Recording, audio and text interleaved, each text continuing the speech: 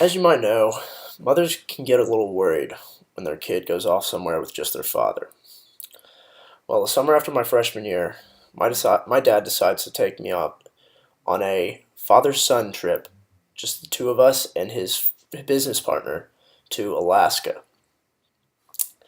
So the purpose of this trip is actually king salmon fishing and halibut fishing.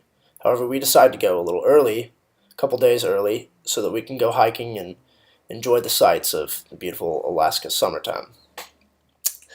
So on the first day of our trip, we decided to plan a hike. We pull up our car into the parking lot next to Denali National Park, and we see this entrance, and it's more or less just huge dense forest with a small entrance into this region, this hiking region. So we enter there, and we start going on these hikes, and it's gorgeous, but there's a whole lot of intersecting trails, and it's a little confusing.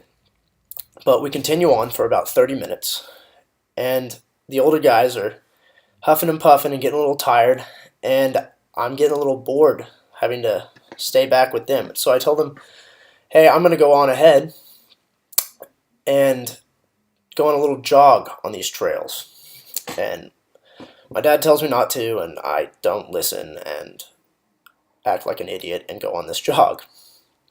So I'm jogging for about 10 minutes, and I realize, I haven't seen a whole lot of people on these trails that I'm jogging on. I thought I was going on the right ones. I turn back, and I realize there have been a lot of intersections that I didn't know were there, and I don't know which way I've gone on them. So I'm sitting there in the middle of these trails, and I'm starting to kind of freak out, because you look to your left and you look to your right, and it's dense forest. It's like uninhabited.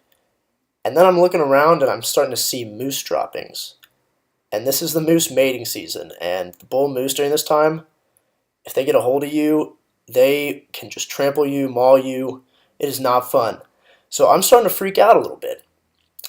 Of course, keep in mind there can also be bear and wolf and all sorts of terrible things in this wilderness. So I'm scared. And I realize I am literally lost in the woods right now.